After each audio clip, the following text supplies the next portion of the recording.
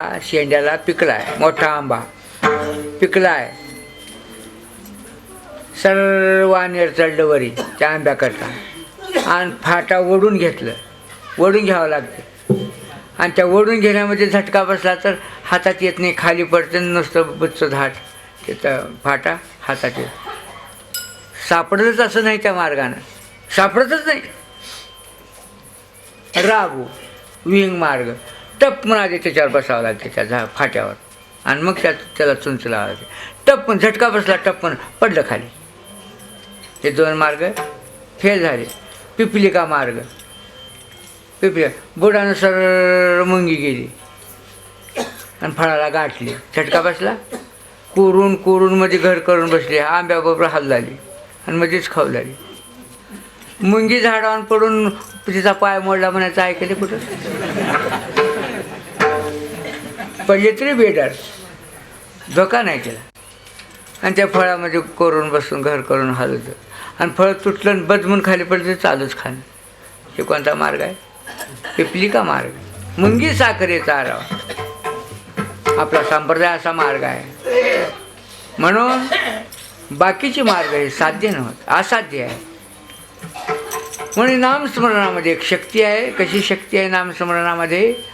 शक्ती महापाप जरी असलं तर त्या पापाचा नाश करणारं नाम आहे. तुका म्हणे महापातके पतित होती जीवनमुक्त हेळा मात्रे. चला आता विस्तार करून सांगायचं नाही, संक्षिप्त समाचार. महापाप एवढं दांडगं पाप एवढ्या बारक्या नामाला कसं दबल बाबा? आहे की नाही संशय, आहे की नाही शंका? त्याचा मोजमाप करतो आपण, नामाचा आणि पापाचा मोजमाप करू, वजन करू. 50,000 गवताची बनीम, वाळलेल्या गवताची 50,000 गवताची बनीम एका पारड्यात ठेवावं आणि काडीचं काळं काळं गोल मोडून एका पारड्यात ठेवावं. महागले काडी काय कामाचे नाही. काडीचं काळं गोल मोडून एका पारड्यात ठेवून वजन करावं. कोणतं लई आहे?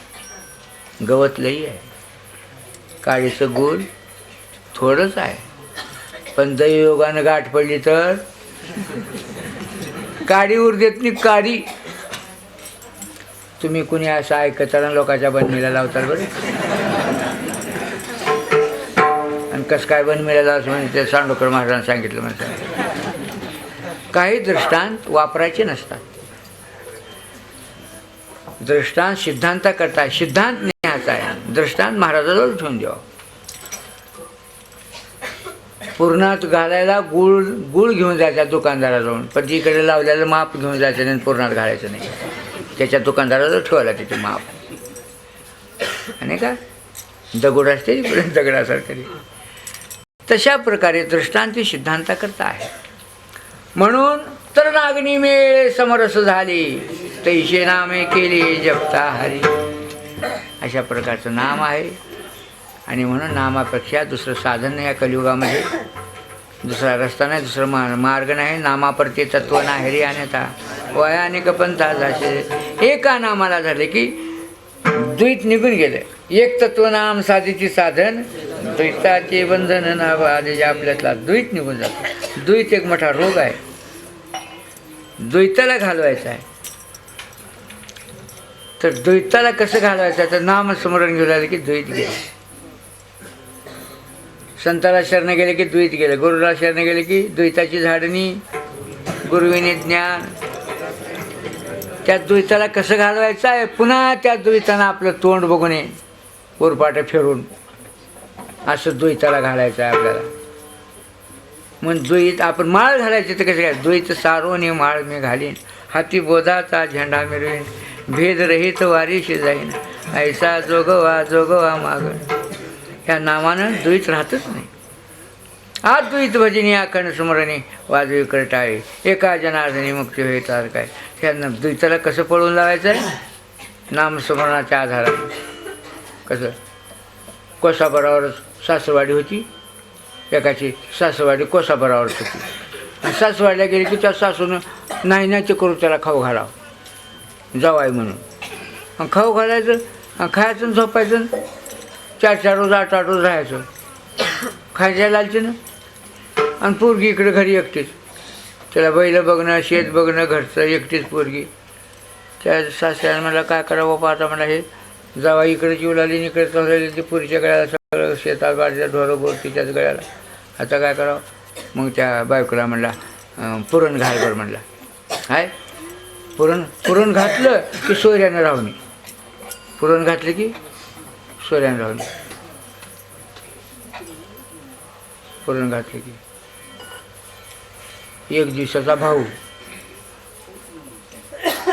एक दिवसाचा सोयरा, दुसऱ्या रोजचा भाऊ, आणि तिसऱ्या दिवशी तू जातोस का मी आज जाऊ.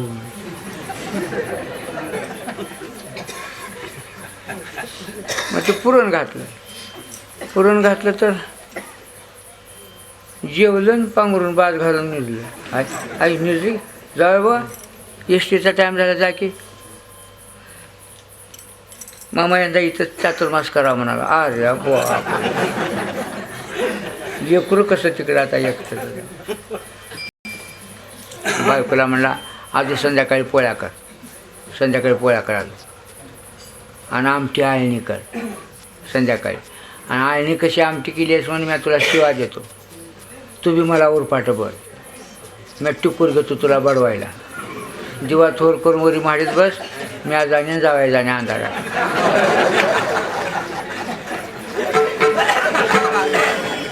आज पोळ्या केली ते संध्याकाळी, आणि आमटी आळणी केली. हे तुला अक्कल वाटतं नाही काही, जा सोन्यासारखा जावाय घरला आला, आळणी आमटी केली. तुम्हाला आता म्हातारपणाला चवना कशाला हो गेला हो. मसनात गौऱ्या गेल्या, हां दाखवू का तुला, काय करता तू हमेशाच येरी बोलीस, जावाच्या ते कसं रुपट बोलले, तुझं बघतोच आता म्हणला. आणि टिकूर घेतल्याबरोबर दिवा थोर केली, माडी जाऊन बसली. त्याचं मनगट अंधारात जाऊन काय बोलू राहिलं होतं जावं. ते जावं म्हणाला मारू नका हो मामा. त्याने म्हणाला उगं बसा तुम्ही, तुम्हाला लागेल बरं, मध्ये येऊ नका. हिची दयाच करू नका, आज हिचं बघायचंच आहे. बरोबर बरोबर लागायला मामा, लागू दे तुम्हाला, तुम्हाला सोसायचं आहे का असं म्हणून बडविलं माणसाला का नाही. त्याला अंधारात सोडल्याबरोबर असं पळून गेलं, पुन्हा आलं नाही इकडे. असं द्वैताला घालून अद्वैत होऊन भजन करायचं आहे. ज्ञानेश्वर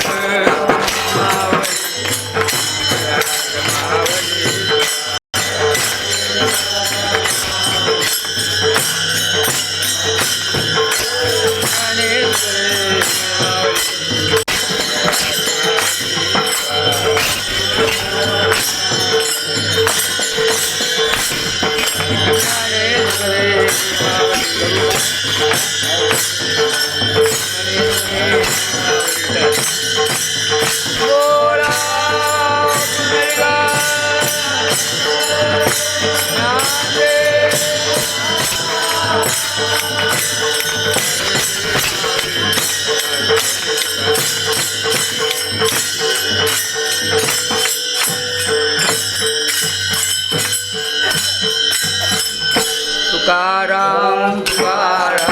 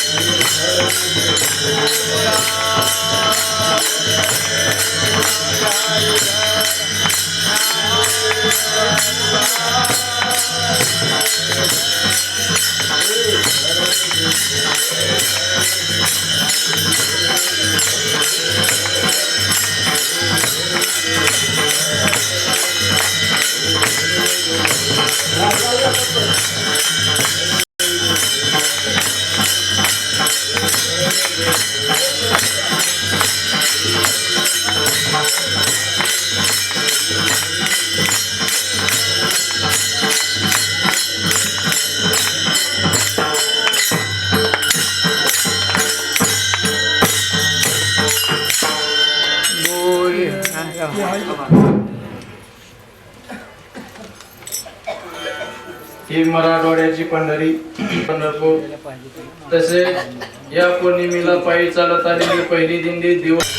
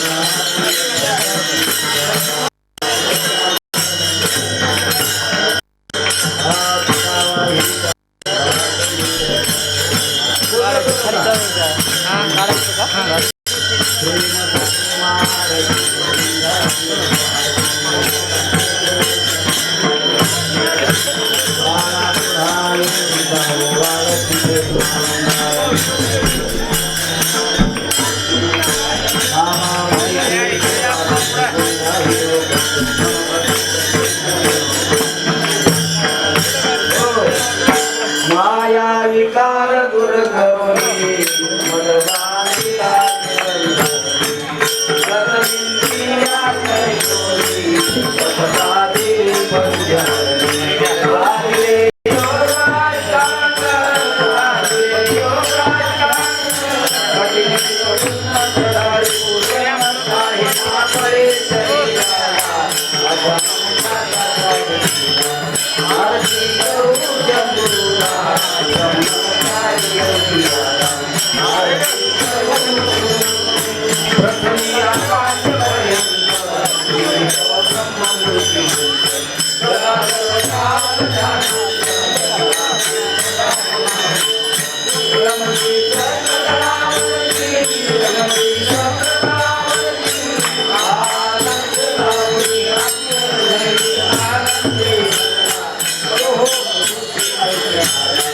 आरती करो रघुनाथ ब्रह्मचारी आरती करो आनंद पादारी संसार पंच जलवादनाति ओवारु मूर्ति भागे ओवारु मूर्ति भागे अनहत धोरी भागे देव